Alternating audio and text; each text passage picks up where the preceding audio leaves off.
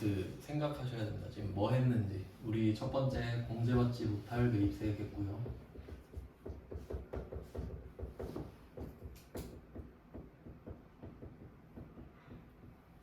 이거 배우고 바로 간주 공급했어요. 여기까지 했습니다. 그리고 이걸 떠올리면서 그 안에 뭐 어떤 것들을 배웠는지 떠올려 보세요.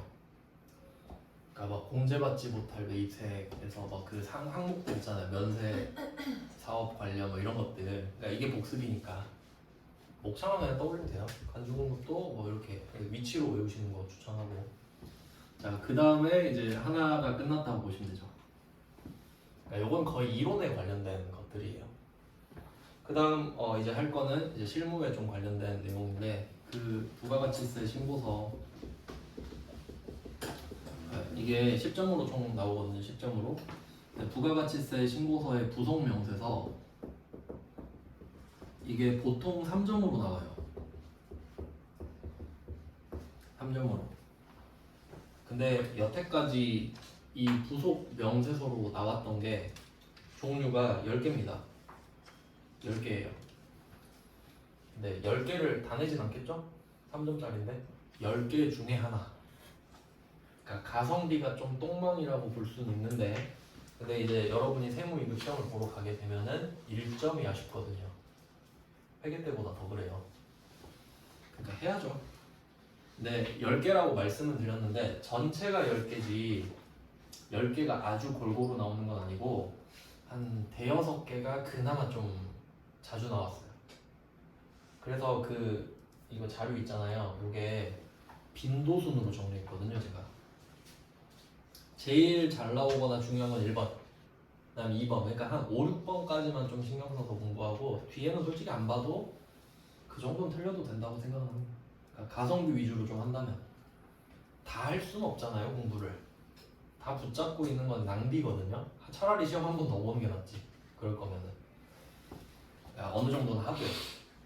그래서 한 절반 정도 한다 생각하면 돼요. 대여섯 개.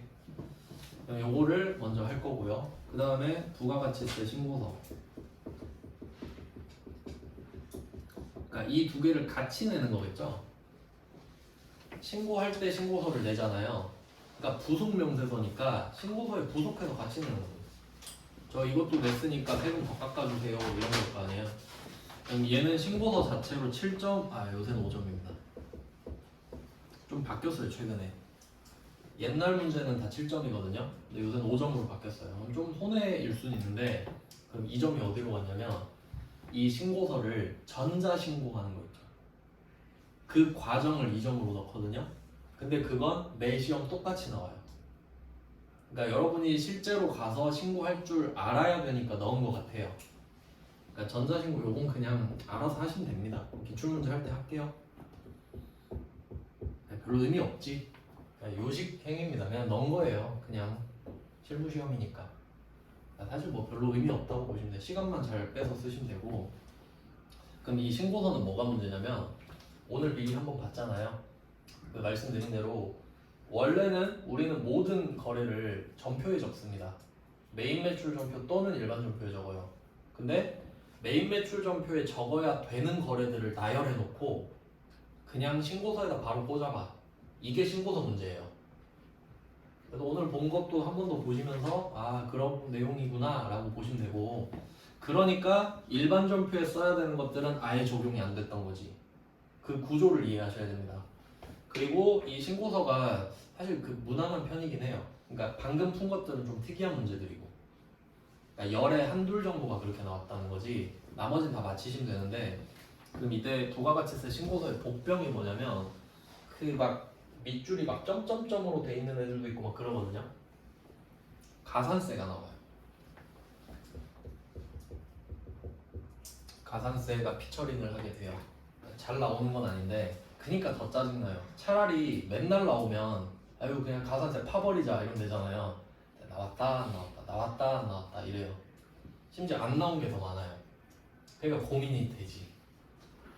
그러니까 백핑을 해야 될 수도 있고 근데 저는 다루긴 할 거예요. 뭐 개념은 아셔야 되니까.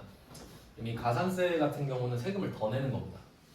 그러니까 어떤 느낌이냐면 우리가 부가가치세 신고서를 신고납부할 때 100만 원을 내야 된다고 하면 그 본세예요. 100만 원이. 왜냐면 내가 100만 원을 걷었으니까. 근데 요거를 신고를 늦게 한 거야. 그럼 국세청이 괘씸하겠죠. 그럼 더 내라 그래. 그게 가산세예요. 가산점 할 때 더 내라고. 본세 플러스 가산세. 왜냐면 이렇게 안 하면 다른 애들도 늦게 내잖아요, 세금을. 그러니까 본때를 보여주는 거야. 너 가산세 냈지? 친구들한테 소문내. 이런 느낌으로. 그래서 그런 가산세가 두 종류가 있거든요.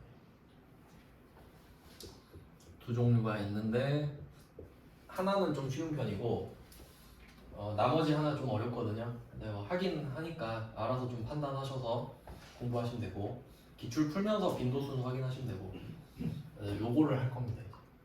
그러니까 부속 명세서 먼저 하고 신고서를 입력해 보는 거 위주. 그러니까 명세서는 이론을 먼저 하고 설명해야 되니까 그리고 입력. 네, 입력은 쉽습니다. 그냥 해보자는 거지. 한 번은 해봐야 되니까. 그다음에 신고서도 이론 설명하고 입력하고 이렇게 할 거예요.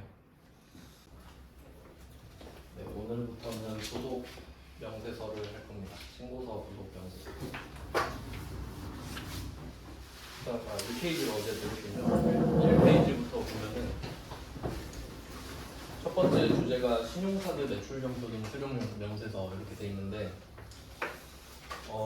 앞에 나오는 게 좀 자주 나오는 주제라고 말씀을 드렸죠. 근데 그 중에서도 가장 실무에서도 좀 유용한 거를 맨 앞에 배치를 했거든요. 그래서 1번이 신용카드 매출점표 등 수령 명세서입니다. 일단 구조를 좀 설명을 드릴게요. 왁구를 잡아야 되니까. 우리가 거래를 하면 메인 매출점표에다가 입력을 하고요. 매입이나 매출을 하면 그 다음에 일반 점표도 있죠. 네, 뭐 이제 아시겠지만 메인 매출 점표는 매입과 매출을 했다고 다 갈 수 있는 게 아니죠. 부가가치세가 들어 있어야 됩니다. 그러니까 그 부가가치세를 관리하는 차원에서 만든 거기 때문에 그래서 부가가치세가 같이 나와줘야 되고.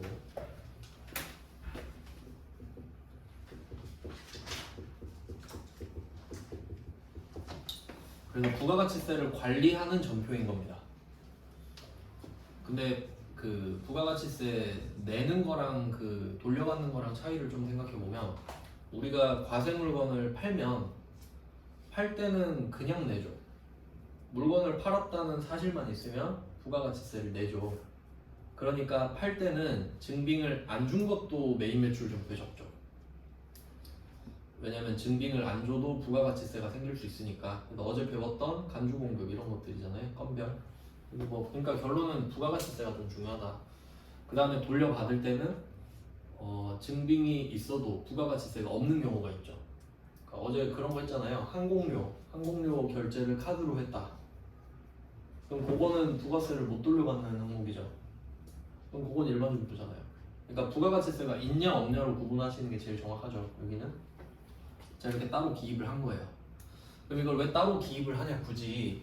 왜냐면 이 메인 매출 점표만 부가가치세 신고서로 반영이 되니까. 이게 포인트였죠. 메인 매출 점표만 부가가치세 신고서로 반영이 된다. 이게 핵심이었어요. 그럼 이제 뭐 파는 거 사는 거 한번 생각해 보면은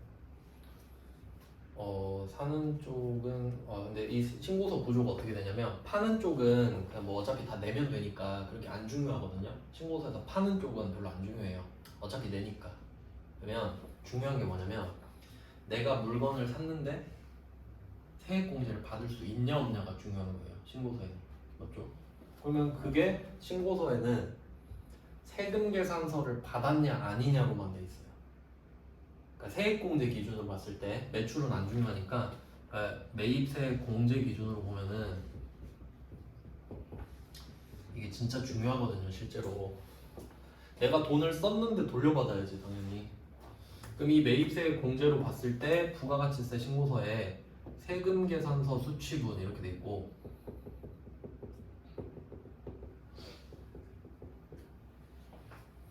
세금 계산서 수취분 그리고 그 밑에는 그냥 그 외 이렇게 할게요. 이렇게 돼 있어요. 딱 두 개. 그럼 이게 무슨 뜻인지를 알아야 됩니다. 내가 부가가치세 신고서를 내서 세액공제를 받을 때 이걸 세금계산서 받은 거랑 그 밖에, 그러니까 세금계산서 말고 다른 거 받은 거, 그걸로 구분이 된다는 소리거든요. 근데 이게 한두 개겠습니까? 그 외인데. 그러니까 요게 많잖아요. 그러니까 이거를 부속명세서로 빼버리는 거야. 그 외를 부속명세서 너한테 넘길게 이렇게 되는 거죠.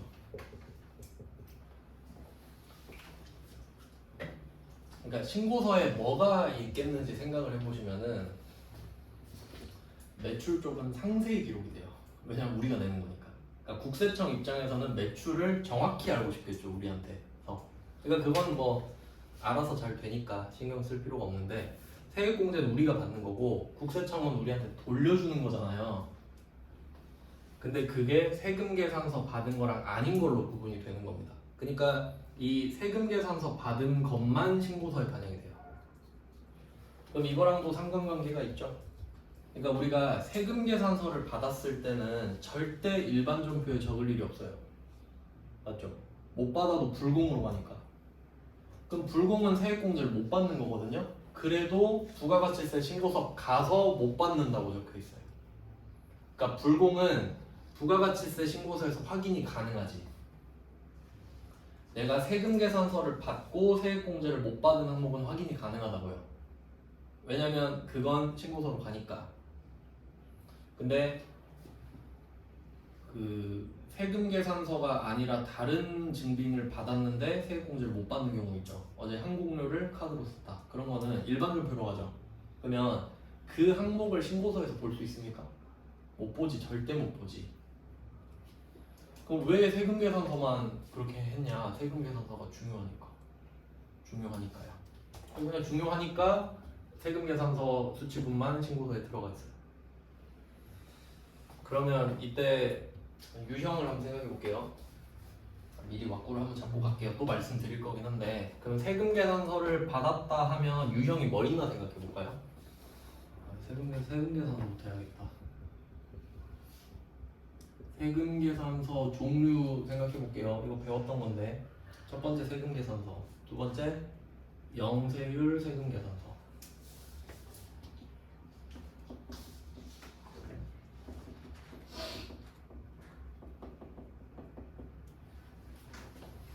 그러니까 이름에 세금계산서가 들어가면 세금계산서죠. 당연한 말인데, 그러면 한 개 더 있죠. 수입 세금계산서. 수입 세금계산서.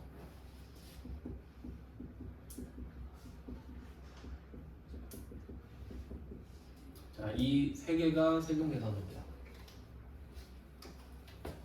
세금계산서, 세금계산서, 세금계산서. 자, 이게 세금계산서의 종류 맞죠? 종류 세 개.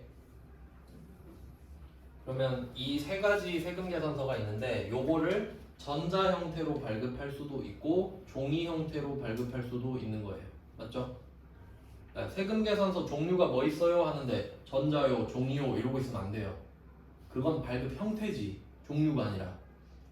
그러니까 이 세 개를 각각 전자, 종이로 발급할 수 있어요. 그러니까 전자, 종이는 지금 중요한 게 아니에요 지금.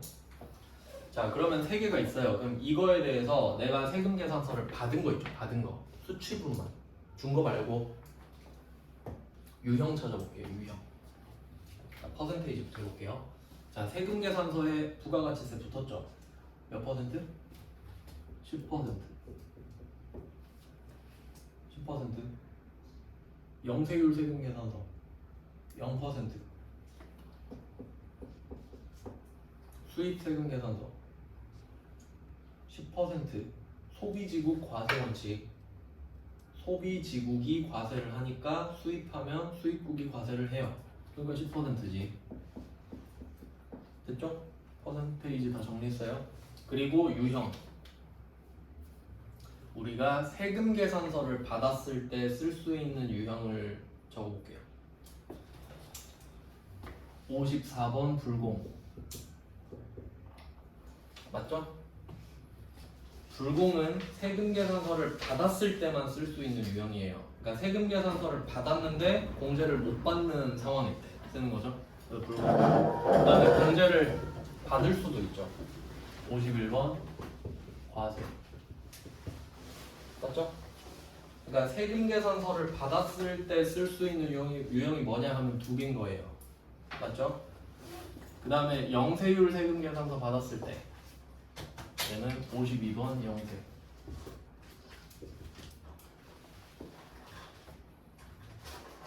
그 다음에 수입 세금 계산서 받았어요. 이거 중요한데 수입 세금 계산서 받았을 때 쓸 수 있는 유형 54번 불공. 맞죠? 수입해도 공제 못 받을 수도 있잖아요. 그 전산회계 1급에 있어요. BMW를 수입했다. 사장님이 탈 거다. 그러면 불공이지. 그 다음에 55번 수입. 이런 내용이죠. 그러니까 불공은 두 군데서 나올 수 있죠. 그러니까 두 군데서 나올 수는 있는데 어차피 한 개로 합쳐지겠지. 그러니까 출처는 두 개란 겁니다. 그러니까 수입에도 불공이 있다는 걸 아셔야 돼요. 왜냐면 세금 계산서니까. 그럼 이론상 영세율 세금 계산서에서도 불공이 나올 수는 있죠. 근데 임팩트가 없잖아. 아니, 안 냈는데 뭐 불공제 때리면 슬픈가요? 나 1000만원짜리 세금 계산서 받았어요. 근데 부가세를 낸 적이 없어. 근데 야 너 불공? 그래 이러면 되겠지. 그러니까 의미가 없죠. 영세는 불공의 의미가 없지. 0% 공제해줘봤자 뭐하게요.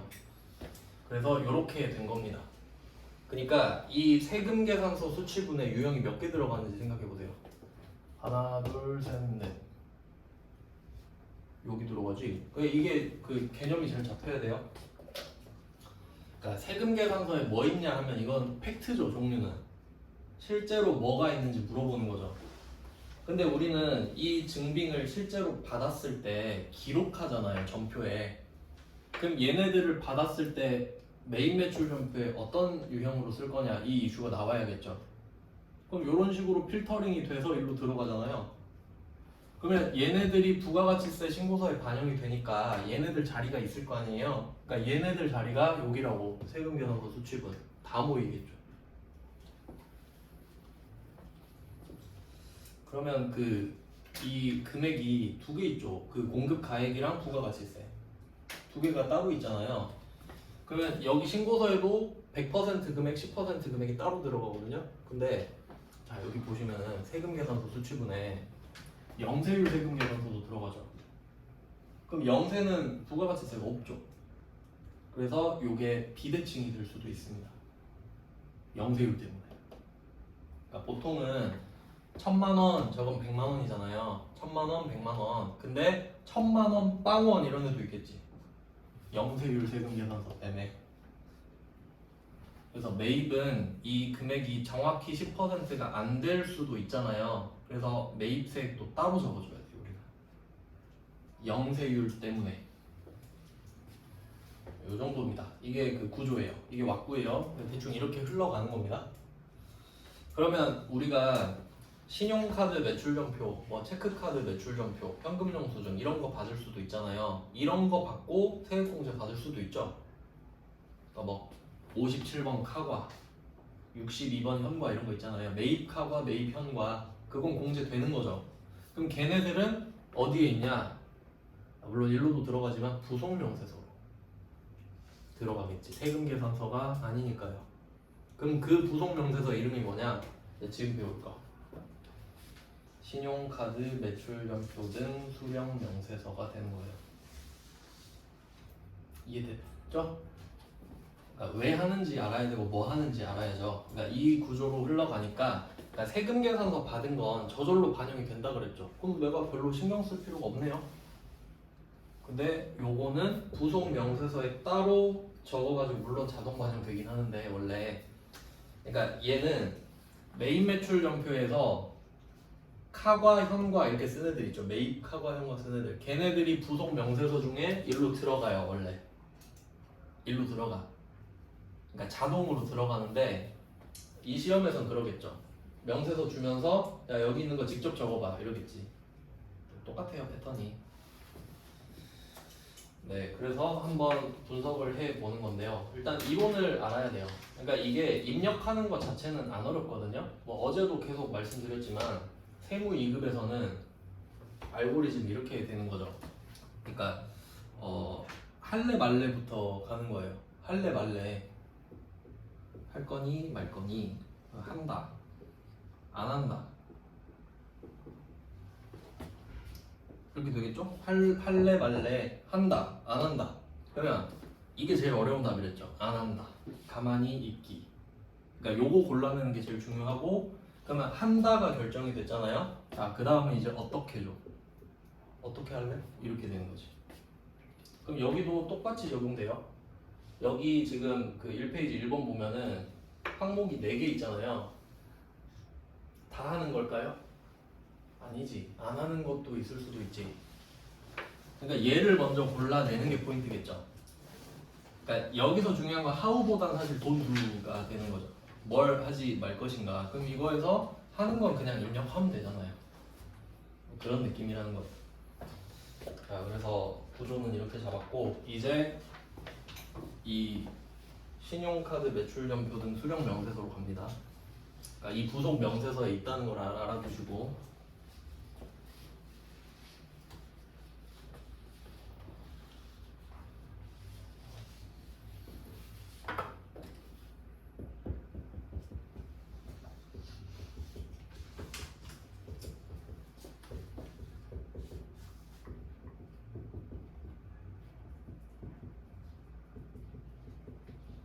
자, 이름 겁나 길죠?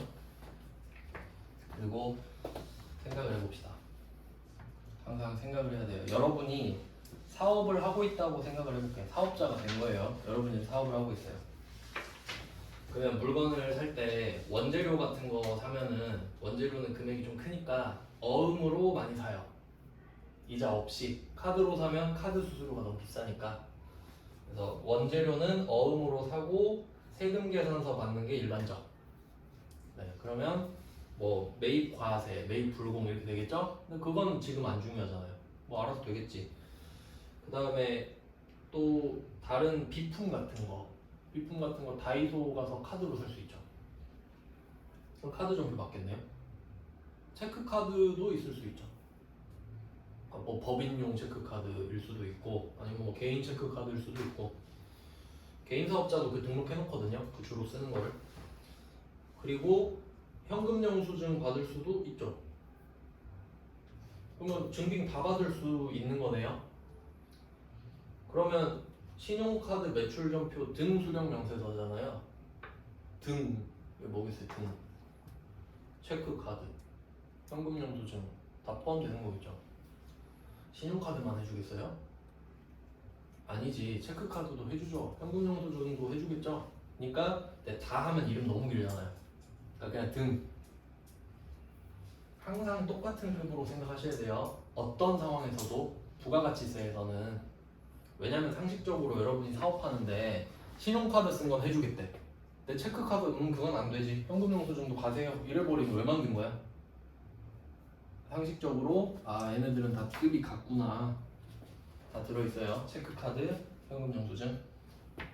자, 일단 전제는 했고, 그다음 수령이죠. 받은 거죠. 물건을 샀다는 소리예요. 그러니까 얘는 매입과 관련 있는 거죠. 증빙을 받았다라는 말은 물건을 샀다는 소리죠.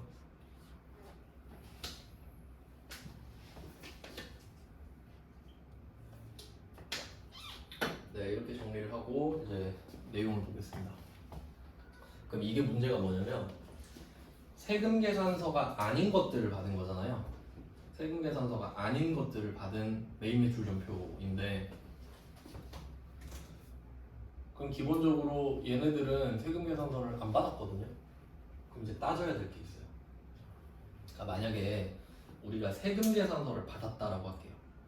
세금 계산서를 받았다고 하면은 일단 상대방이 세금 계산서를 발급할 수 있는지 의문을 가질 필요가 없죠. 그러니까 내가 세금 계산서를 갖고 있어요. 지금 이메일로 받은 거야. 그러면 저 사람이 세금 계산서 발급할 수 있나? 이게 궁금한가요? 할 수 있으니까 발급을 해줬겠지. 근데 카드 전표를 받은 거예요. 그럼 궁금할 수 있지. 저 사람 세금 계산서 발급할 수 있나? 그 홈택스에 다 떠요. 그러니까 내가 카드 쓴 거 있잖아요. 명세서가 쫙 뜨는데 그 옆에 공제가 되는지 안 되는지 다 떠요. 근데 만약에 명분이 간이과세자다 그럼 그 이유가 떠요. 간이과세자, 불공제 이렇게 써 있어요. 그러니까 요새는 컴퓨터가 알아서 다 해줘요. 그러니까 우린 이론만 알면 돼. 물론 조작법도 알아야 되지만 어렵진 않으니까. 이론을 배우는 게 어렵죠. 조작법은 그냥 몇 시간 배우면 끝나는 거고.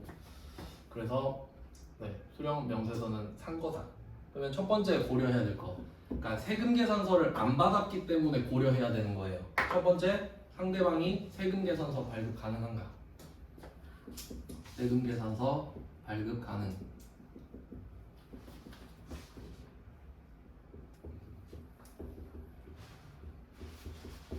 자, 세금 계산서 발급 가능 사업자인지 확인을 해줘야 돼요.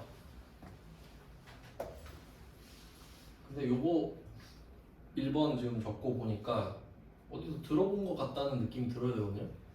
세금 계산서 발급 가능 사업자? 세액공제를 받으려면. 세액공제를 받으려면 이거 확인해야죠, 당연히.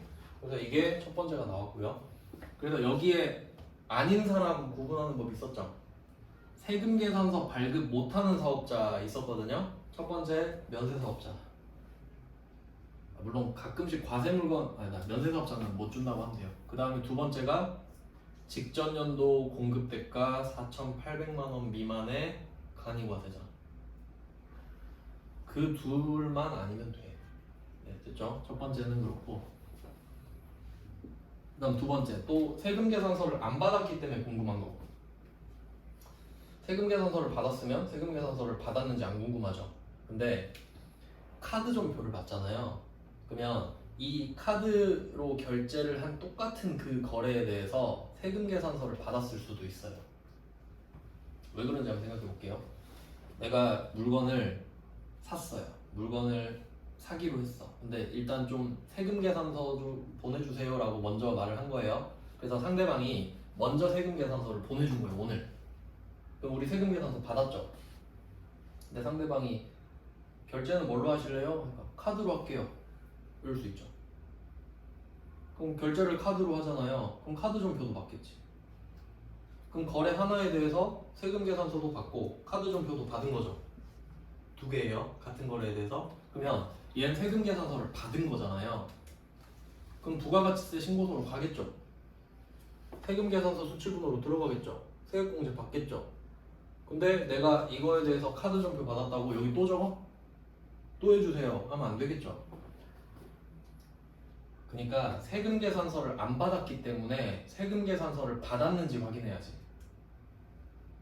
내가 지금 카드 전표를 받았잖아요. 근데 이거에 대해서 세금 계산서를 받았었으면 이 카드 전표 무효잖아요. 그러니까 세금 계산서를 받았으면 그걸 걱정 안 해도 되잖아. 세금 계산서 받았으면 이걸로 공제 받지 뭐 이러면 끝이죠.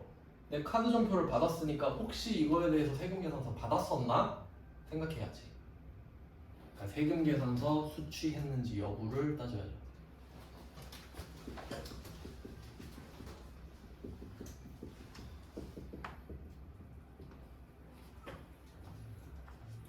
그러니까 세금 계산서 발급 가능 사업자 여부 그렇다 아니다죠? 수취 여부 그렇다 아니다죠? 그러니까 이거 이해해야 돼요. 그러니까 지금 제가 드리는 말씀은 세금 계산서를 받고 카드 전표를 같이 받았다고 해보세요. 한 거래에 대해서. 그러면 세액공제는 받죠. 세금 계산서로. 그러니까 지금 받냐 못 받냐 이야기를 하는 게 아니에요. 뭘로 받냐 이 얘기를 하는 거예요. 그럼 내가 세금 계산서도 받았어. 세금 계산서 받고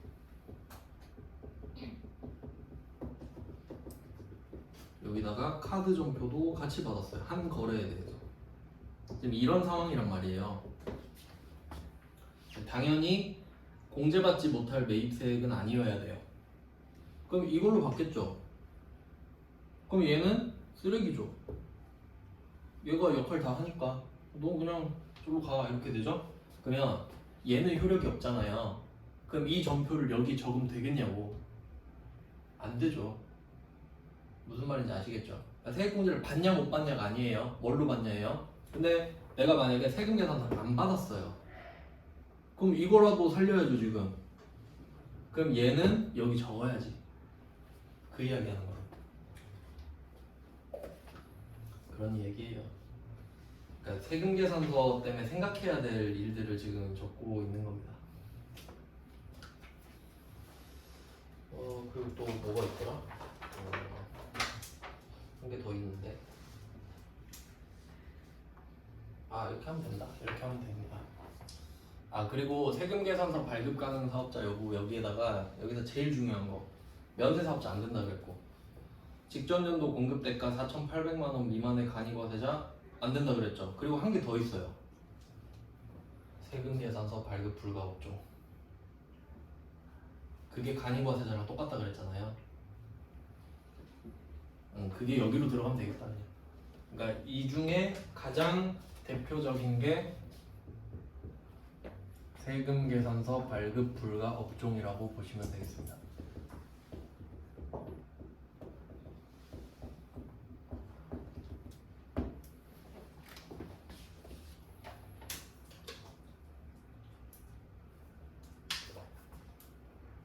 세금 계산서 발급 불가 업종은 원래는 영수증 발행 대상 사업자인가 그런 식으로 말을 하거든요. 근데 요거는 뭐 외우는 게 아니라 한번 상황을 설명해 드릴 테니까 이해를 한번 해보죠. 다이소 있죠, 다이소. 다이소는 법인이겠죠? 법인이죠? 그러면 세금 계산서 줘야 되죠? 법인이니까. 그럼 다이소에서 물건 사신 적 있죠? 혹시 물어보나요? 세금 계산서 줄까요? 이렇게? 안 물어보죠.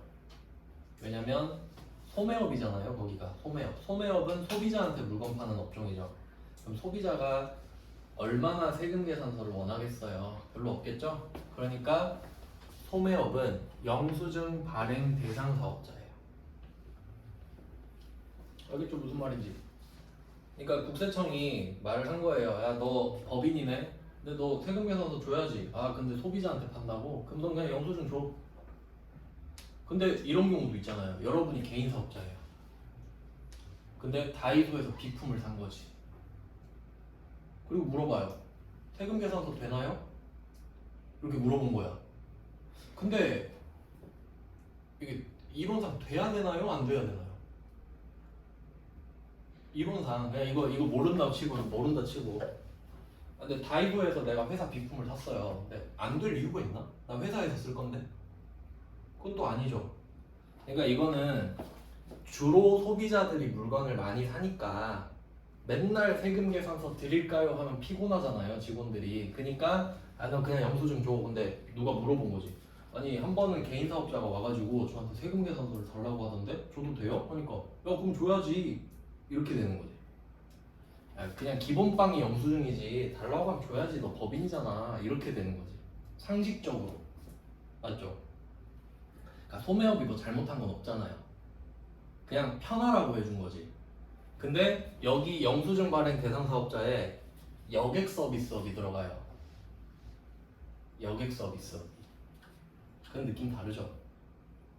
여객 서비스업. 그러면 대표가 저기 놀러 간다고 비행기표 끊어요. 그러면 자기 놀러 가려고 끊은 건지, 워크숍을 가는 건지, 뭐 출장을 가는 건지, 그걸 따져야겠어요, 국세청장이? 졸졸졸 따라다니면서 놀러 가는 거 아니에요? 뭐 이럴 가오상하잖아요. 그러면 비행기 가서 뭐라 그래? 그냥 너 주지 마. 넌 절대 주지 마. 이렇게 해놨지. 이해되시죠? 그러니까 결론은 영수증을 발행하라고 한 것 자체가 세금 계산서를 주지 말란 소리잖아요. 그러니까 책에는 영수증 발행 대상 사업자라고 나와요.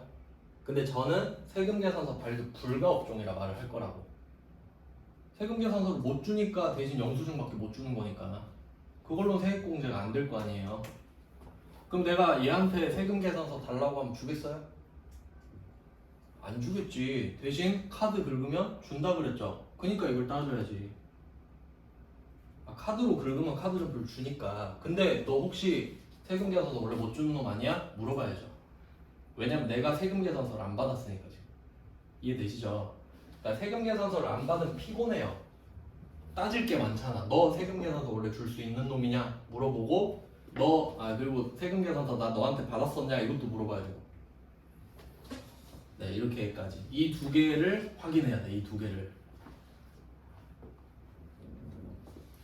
귀찮죠? 네, 그 다음에 한 개 더 있어요. 세 번째, 얘는 유명한 애예요. 공제받지 못할 매입세.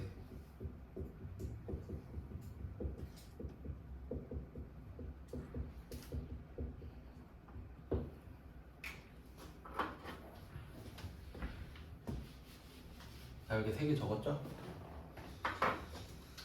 이해해야 돼요. 이 부분은 이해해야 돼요. 그러니까 이게 앞쪽에 많이 나오는 애들은 좀 머리를 써야 되는 부분들이에요. 오답률이 높기 때문에 많이 내거든요. 그러면 생각해 볼게요. 내가 만약에 물건을 샀어요. 100만 원짜리 물건 샀어요. 100만 원짜리. 그리고 세금 계산서를 받았어요. 세금 계산서 받았어요.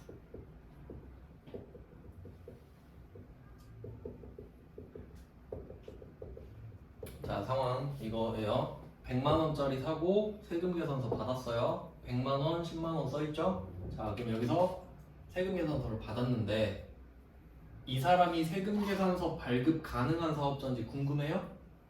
안 궁금하지. 그리고 세금 계산서 받았는지 궁금해요? 안 궁금하지. 근데 요건 어때요? 공제받지 못할 매입세액인지 궁금해요? 이건 궁금하지. 이거 10만 원 살리냐 못 살리냐가 달렸으니까. 그럼 내가 세금 계산서를 받으면 3번만 고르면 돼. 맞죠? 근데 내가 카드 점표를 받은 거야. 카드 점표. 그거 말고. 카드 점표를 받은 거예요. 카드 점표. 그럼 이제 궁금하지. 아, 쟤 세금 계산서 줄 수 있는 애인가? 궁금하잖아요. 그럼 못 주는 애면 어떡해? 이거 효력 없잖아요. 자, 이거 확인했다고 할게요. 줄 수 있는 애래. 그러면 이 거래에 대해서 내가 세금 계산서를 받았는지도 확인해야 되죠. 근데 받는데 안 받았대. 지금 두 개를 더한 거야 지금. 그리고 또 공제받지 못할 매입세액인지도 확인해야지. 이건 뭐 다 해야죠 다. 알겠어요? 어떻게 하는지? 그러니까 이 신용카드 매출점표 등 수령명세서의 포인트가 뭡니까? 이 세 개 다 체크하라는 소리잖아. 이게 문제예요. 근데 3번은 공통이잖아요. 그래도 해야지 여기서도. 얘는 둘 다 한다는 소리지 안 해도 된다는 소리가 아닙니다. 자, 이제 한번 볼게요. 기다 아니다를 따져봅시다.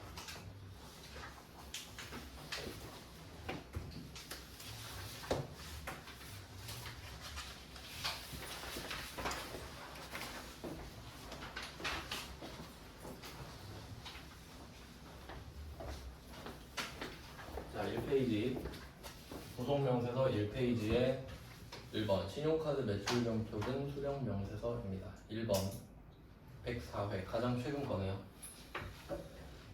전제를 볼게요. 문제 두 번째 줄 보시면은 사업용 신용카드 이건 신한카드를 사용하고 있대요. 그다음 두 번째 현금 지출의 경우는 사업자 등록번호를 기재한 현금 영수증을 받았다. 그러니까 둘 다 포함되는 거 같죠. 신용카드, 현금 영수증. 체크카드는 없지만 뭐 상관없고. 그다음에 세 번째를 보시면 자, 상대 거래처는 일반 과세자라고 가정한다 돼 있죠. 1번 통과. 세금 계산서 발급 가능 사업자여부 통과. 근데 다 통과냐? 한 개 봐야 될 거 있죠. 우리 이해 조심해야 되죠. 세금 계산서 발급 불가 업종. 이 예시가 여객 서비스.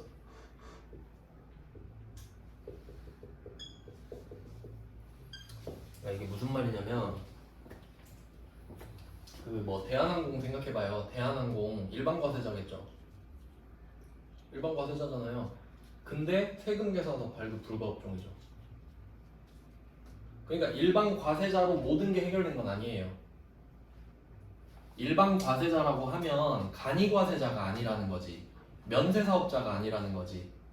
세금 계산서 발급 불가한지는 아직 모르잖아요. 그건 내가 따로 봐야지. 아시겠죠? 네. 그 다음에 매입 매출 점표 입력은 생략함. 요거는 원래 이걸 메인 매출 전표랑 일반 전표에 구분해서 적는 거죠. 그러면 자동 반영이 된다니까 원래. 그러니까 그렇게 꿀 빨지 말고 여기다가 네가 적어봐 이 말이죠.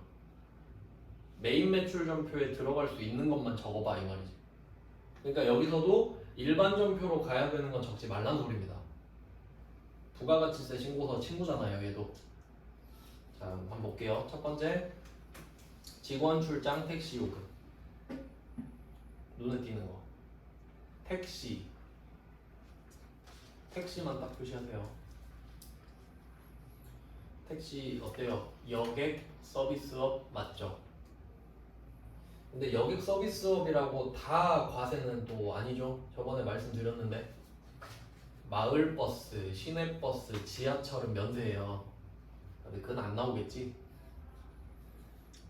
네, 근데 택시는 과세인데 여객이니까 세금 계산서 발급 불가해요. 그러면 요거는 일반 전표에 적어요. 맞죠? 불공제잖아요. 그러니까 결국 불공제인데 세금 계산서가 아니잖아.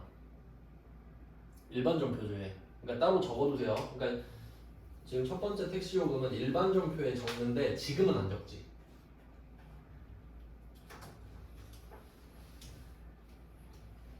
그러니까 아무것도 안 하기예요 답이. 그다음 두 번째 사무실 복합기 토너.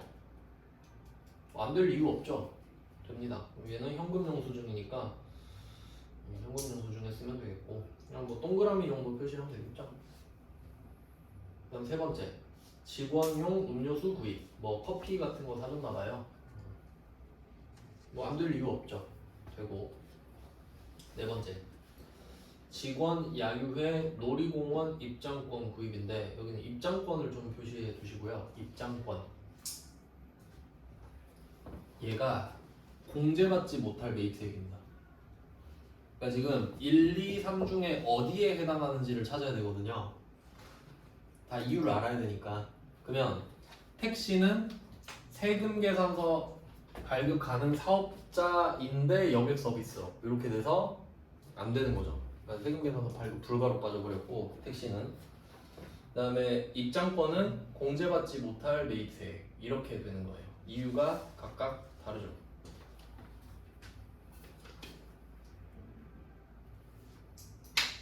입장권은 외우셔야 돼요. 이거는 그냥 틀리라고 된 것 같은데 입장권은 공제받지 못할 매입세액이다. 이거 좀 외워주세요. 다른 건 다 이해가 되는데 이거는 왠지 잘 모르겠더라고요. 네, 그래서 1번은 X55X죠. 그러니까 X는 입력 안 하는 거잖아요. 그러니까 원래 일반 전표겠지만 근데 우리는 지금 원래 메인 매출 전표에 써야 되는 것만 추려서 바로 수령명세서에 쓰는 거기 때문에 2번, 3번만 적으면 되는 거예요. 이 문제의 답은. 그 다음 2번 문제로 가볼게요. 2번 문제. 박스 안에 첫 번째 줄에 일반 과세자다. 그래도 여객은 찾아야죠. 여객. 그다음 두 번째 뭐 같은 말 나왔고 세 번째도 그렇고 네 번째 줄은 메인 매출 전표 생략 다 같죠. 자 볼게요. 5개인데 이거는 첫 번째 다사소 청소용품 됩니다. 두 번째 별난 횟집 거래처 식사 접대 지출 접대 공제받지 못할 매입세액 안 되죠. 그 다음에 세 번째 놀이동산 입장권 또 나왔네요. 이거 외워야 된다는 소리죠. 그냥 입장권은 공제받지 못할 매입세액입니다. 네 번째 강남 돼지집 영업팀 회식비 지출 회식입니다. 복리후생비죠. 됩니다. 다섯 번째 오일뱅크 업무용 자동차. 일단 우린 제조업이니까 자동차는 다 비영업용이라고 보시면 되죠. 기름 넣었대요. 공제받지 못할 매입세액. 그러면 OXX, OX죠. 결국 두 개만 쓰면 되네. 그러니까 사실 안 쓰는 게 더 좋죠 우리한테는. 그리고 그냥 이유는 좀 간단해요. 잘 배워놨으면은. 다음에 세 번째로 가보겠습니다. 세 번째 거. 세 번째 문제. 그냥 이제 바로 갈게요. 전제는 다 똑같아요. 1번 직원 출장 택시 또 나왔죠? 공제받지 못할 메이트 X. 두 번째 토너 되죠?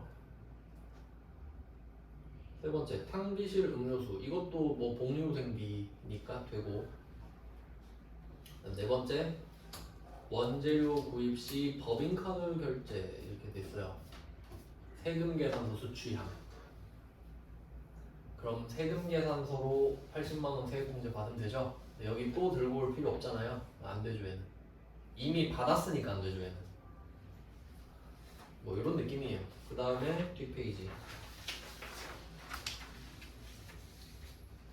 2페이지입니다. 2페이지에 4번. 네, 첫 번째 거는 택시 또 나왔죠? 택시 안 되고. 공제받지 못할 아니 이거는 세금 계산서 발급 불가 업종 여객 서비스업이고요. 두 번째가 사무실 탕비실 음료수 또 나왔죠? 되고. 토너 또 나왔고 됩니다. 뭐 엄청 간단하죠. 배웠으니까 간단한 거예요. 그 다음에 5번 5번입니다. 첫 번째 거 원재료 구입 시 법인카드 결제 세금 계산서 수취 여서 안 되죠. 이미 받았습니다. 두 번째 토너 되죠? 되고. 세 번째 입장권 나왔네요. 자 근데 요거는 좀 할 말이 있어요. 이게 79회고요 79 옛날입니다. 엄청 옛날이에요. 25회 전이에요. 근데 1번, 2번 문제에서도 각각 입장권이 나왔단 말이죠. 근데 그게 95회, 104회예요. 그러니까 엄청난 텀이 있은 후에 낸 거죠.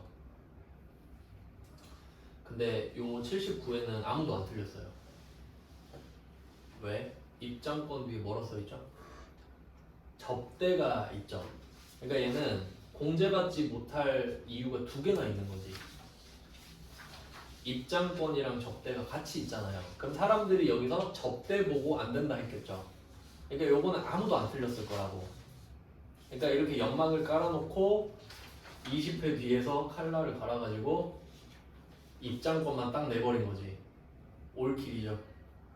틀리라고 낸 겁니다. 이 정도면. 근데 그래도 104회 때 낸 거 맞춰야죠. 이제 입장권을 외웠어야 됐으니까. 이 이유 아시겠죠? 이렇게 스토리라인이 전개가 되는 거예요. 네, 그래서 입장권을 외워라 이 말입니다. 은근히 많이 나왔으니까. 그 다음에 네 번째 KTX죠. 여객 서비스. 안 되네요. 얘는 딱 하나 적는 거네. 토너. XO, XX 이렇게 됐고요. 마지막 6번. 첫 번째 본사회의시 커피 되고. 신입사원 명함 제작 되고. 거래처 직원과의 식사 안 되죠. 거래처 직원이니까. 우리 회사 직원이랑 식사한 거를 했으면 괜찮죠. 거래처니까 안 돼. 접대니까. 그러니까 꼭 접대 이렇게 나오는 건 아니잖아요. 선물, 뭐 거래처와 식사 이렇게 나오지. 그 다음에 사무실 프린터 토너 교체 되고. 그 다음에 마지막 택시. 얘는 거래처 때문이 아니죠. 그냥 택시가 안 되는 거죠. 자, 그럼 이렇게 6문제 봤는데 원래 문제가 더 있을 거예요. 근데 이게 10개 있다고 그랬잖아요. 그러니까 돌아가면서 되니까 띄엄띄엄 나오거든요. 연달아 두 번은 잘 안 나올 거 아니에요. 근데 한번 상상을 해보세요. 여기에 문제를 몇 개 더 갖다 붙여도 뭐 차이 있겠나요? 나올 거 다 나왔잖아. 근데 뭐 굳이 고르자면 뭐 4,800 미만 간이과세자. 근데 맨날 일반과세자다 그러고 면세사업자 아니잖아요. 그러니까 여기서 다 나온 겁니다 이미. 그러니까 입장권만 조심하면 되지 지금. 뭐 그 정도거든요. 그러면 입력 되게 간단한데 좀 주제별로 끊어야 되니까 입력을 딱 한 문제만 해보고 싶시다. 그냥 보기만 하셔도 돼요. 엄청 간단해가지고. 집에 가서 해보셔도 됩니다.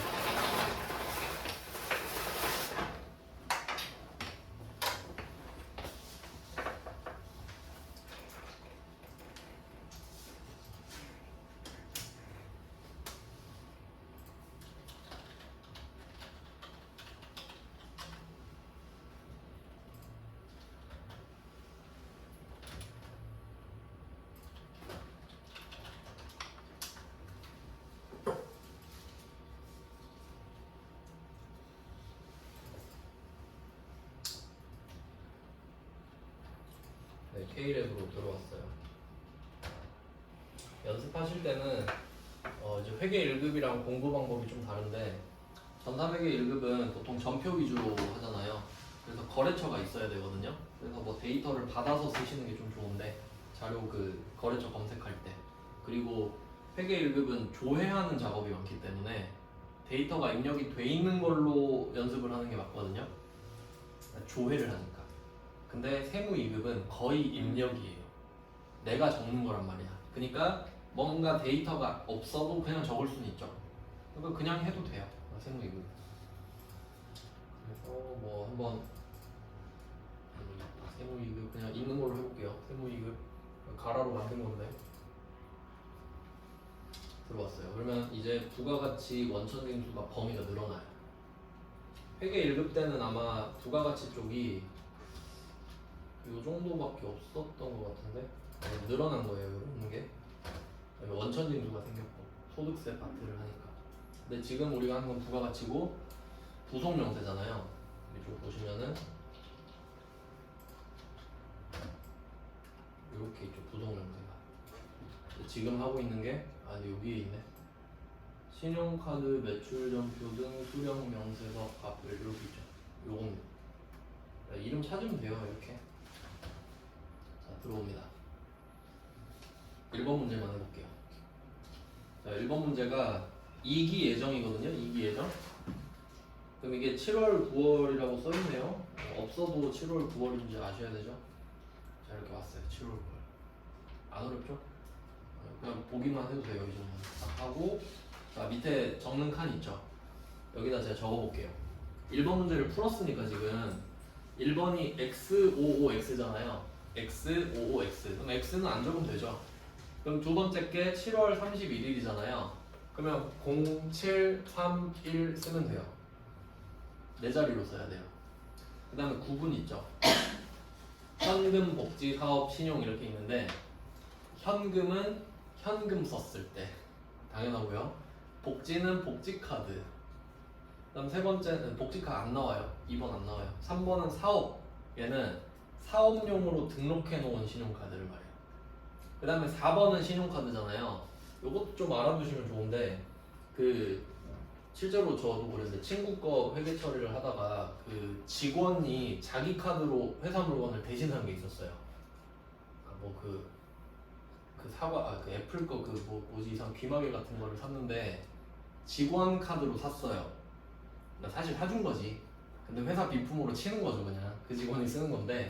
근데 그 직원이 자기 돈으로 산 거 아니야 자기 카드로. 근데 그 카드 번호랑 그 상대방 사업자 등록번호를 적어서 제출하면은 세액공제 받습니다. 이런 거 알고 계셔야 돼요. 근데 번거로워 따로 적어야 돼서. 근데 사업용 신용카드로 등록해 놓은 거는 그냥 쫙 나와요. 그냥 딱 입력하면 끝나. 근데 직원 거는 직원 카드 번호, 그 상대방 사업자 등록번호 이렇게 하나씩 적어야 돼요. 네, 아시겠죠 무슨 말인지. 그러니까 여기서 중요한 거는 직원 카드로 급할 땐 긁어도 된다는 소리지. 이게 실무적인 지식이 되는 거예요. 그러니까 4번은 그냥 사업용 카드 아닌 신용카드 그렇게 해석하시면 되거든요. 4번도 안 나오겠지. 그러니까 우리는 1번 아니면 3번이겠죠. 자 그럼 2번 그 사무실 복합기 토너가 현금 영수증이죠? 그러면 현금이죠. 1번. 공급자는 F2번 눌러야 되거든요. 여기서. 실제로는 있겠죠? 근데 저는 지금 없으니까 그냥 뭐 적을게요. 글자로. 검색해서 적어주시면 돼요. 사업자 등록번호도 알아서 뜨겠죠. 그 다음에 카드 회원번호 안 씁니다. 현금 영수증이에요. 현금 영수증이면은 카드 번호 안 쓰죠. 그 다음에 공급 가액 15만원. 자, 두 번째 거 입력했어요. 그 다음에 세 번째 거 8월 12일이죠. 0812 신용카드죠. 3번 공급자 역시 없으니까 이응마트 카드 번호 써야죠. 1,000, 2,000, 3,000, 4,000 금액 5원. 자, 입력을 못해서 틀리진 않겠죠. 그러니까 기냐 아니냐를 몰라서 틀리겠지. 그러니까 요거는 그냥 보기만 하셔도 네 이런 수준입니다. 뭐 연습은 해보셔도 되고 안 해보셔도 되고 한 번 정도는 해보시는 게 좋겠죠. 그냥 이거 부속명사에서 끝나고 한 방에 몰아서 하시는 게 좀 좋을 것 같긴 한데 이렇게 해놓고 좀 쉬고 10분 정도 쉬고 다시 하겠습니다.